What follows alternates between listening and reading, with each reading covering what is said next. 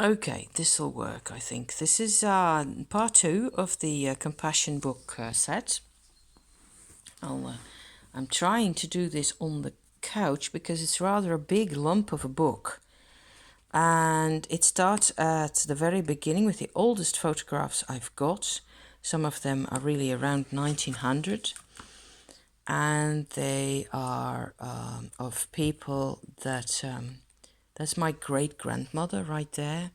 My grandfather's mother, and that's my grandfather as a small boy. So I will go through this really quickly because some of them are really old. This is all pre-war material. My grandparents getting married and then moving to Indonesia, where they had my granddad had a teaching post, and they had both their kids there, both the two of those of their children, I should say, and there's my mum in a tin bath as a kid, singing. She was always singing. That's pretty cute, I think. Anyway, there's more of that. There's her and her brother together in the same hip bath, and the swimming pool, and at birthday parties and all that stuff. Indonesian touristy trips, photographs of the inside of the house, the way the house looked, all very neat and tidy because my grandmother was a really good housewife. There's an interbellum, no, interlude, I should say. Yes, that's the right word. Where they they came back to Holland for a month or something like that to visit. So that's why there's a windmill right here. That's my mum as a 2-year-old or thereabouts, seeing snow for the first time because, of course, they had never experienced snow in Indonesia. And so on and so forth. There's a bit more with kids and, the usual. And they're back in Indonesia doing their thing and growing up, as you can tell. All of those.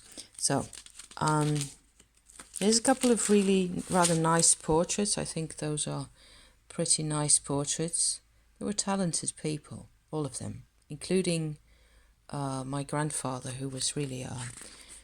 he should have been able to do a bit more than being a school teacher. But he did that with all his heart, I think. Even though he was a very strict disciplinarian man as well.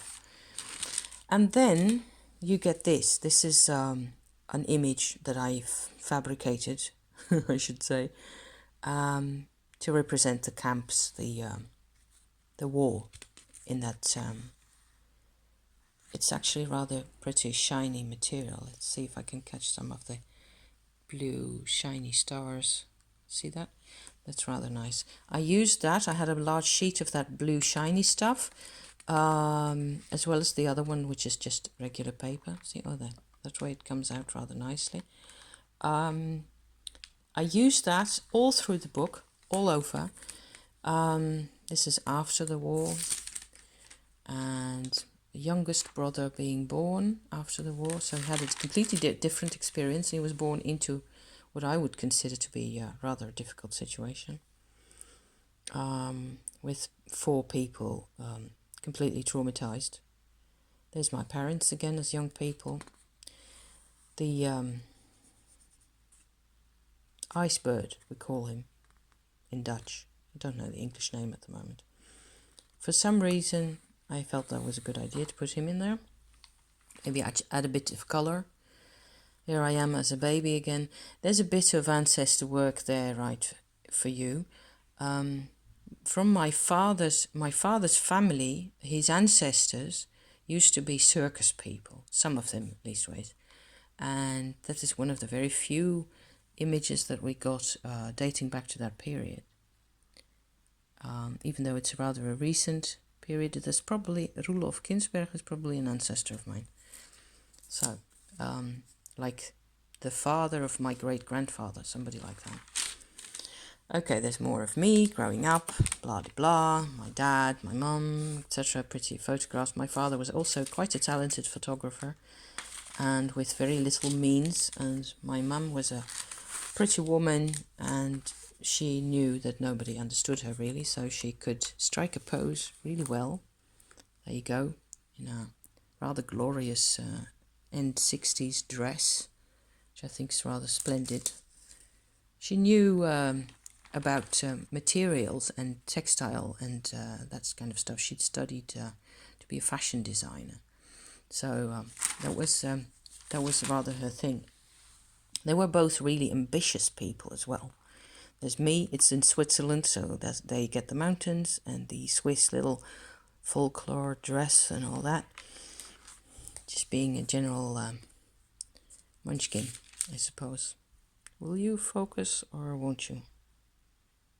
Yes, I will focus if you hold me still, I guess. Well, more of that, more of that stuff. You see there's the blue band going all through everything. More of the same. Problems. My cousin's being born, so that's a different part of the family, but they're in there, so they should be in the book as well. And this is what I use to represent my own episode at the foster home. So there's a sort of sense of, to me, leastways, there's a sense of fragmentation. See, I rather think that's pretty with the blue patterns. And then after my parents divorced and I got back together with my mum, I was growing up a bit, making stuff already,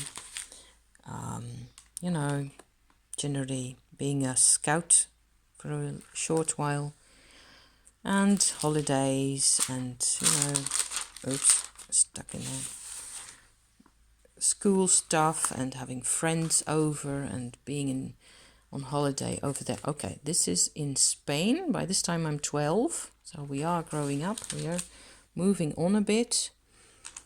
Granddad's caravans, 15 years old, thereabouts. 16, 17 years old, thereabouts. In the south of France by now. And there we are again. And I personally feel this photograph, that kind of represents how we were. Everybody wanted to be together, but there wasn't really any language. That's why I personally, at the moment, I'm enjoying the YouTube connection so much, even though there isn't really that much of a connection yet, apart from a few people who are actually watching my stuff. Thank you for that. But there wasn't enough expression. All those people needed to express themselves. My mother needed to express herself. There she is again. It's one of her better photographs, I think, with the sun right on above her head. I don't know who the guy is. That's just a tourist. This is in Guadeloupe, in the French Antilles, where we went. We never had any money for. We didn't own a car. We didn't have a telephone even. I grew up without television. There's me crafting around at sawing off bits of wood. I was always messing around.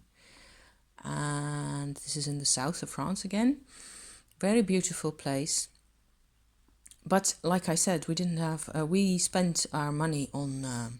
My mother spent her money on trips and traveling and stuff like that. Reconsidering from this viewpoint now today, I think it would have been a better idea to, get me driving lessons or something like that, something where I would have been learning to be a bit more autonomous. But that wasn't in the works at all. There's me later on getting married. I was 21 when I married. And me husband and some friends and some more of that and a cat and another cat. And I made this for a friend of mine on a piece of bark on the inside, made a depiction of a scene in The Lord of the Rings. This is way before the Peter Jackson Lord of the Rings movies. And then we get into more flowers and more nature photographs and pictures of, rocks and blocks and more people and more people and more people being born and people having holidays and all the rest of it. And all this, I guess, yeah, it's the past, right? The ancestors are still with us, obviously, but I didn't really feel it at that time. I did a lot of painting, I was making stuff, at some point I got a bit of a job working. After I made all those paintings, I found, at first I was doing volunteer work, and then from then on I actually became a sales representative for a longer period of time. I'm just skipping here now, because there's pieces of the experiences that are repetitive, and it's just more of the same, right? We went on holidays too. My husband and I loved traveling. We still do.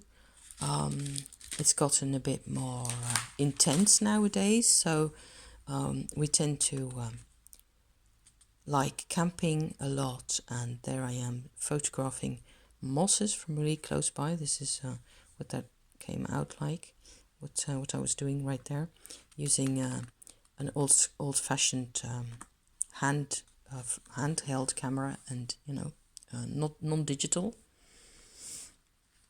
Really nice to work with. I would have to completely refigure out how to use that, but I made very nice photographs with that, I think, myself. Mostly of nature and patterns in nature, and my photographer, what do you call that? My camera specialist, the person who developed my photographs, I don't know what you call them. They liked me because I always came up with nice pictures to look at. So there you go. Years and years. Oh yeah, this is a nice one of a fabulous looking fly agaric, I think they're called, mushroom. That's the kind of stuff I used to make. This page represents rather well the way I used to think. There were no people in it. See? That's my problem. Lots of fabulous patterns. I could see the patterns, I could feel the patterns, but there was no room for any humans, including myself. There's a bird singing on the rooftop right there. And lots more of that. But this is more or less where it ends. And this is actually the moment, this is where the blue stuff comes back again, where the soul retrieval happened, and I have decided, apparently, to start connecting with things. And I still think that's a pretty nice natural face there for me. So that concludes the session, because I haven't gone on with the book. Still more, okay. And at some point we will have to continue with sticking in photographs. But then, of course, I don't have any of the old style photographs anymore. It's all in here, and it just sort of ends with this now. So any new phase will have to be in a different medium and a different style altogether. So I don't know what I will do with the rest of these pages, but we will see about that someday. And on to part 3. There's still a part 3. That will be shorter, and it will be about the way I have been researching my genealogy, the getting into the ancestors, where they came from. So on to that. Thank you. Bye bye for now.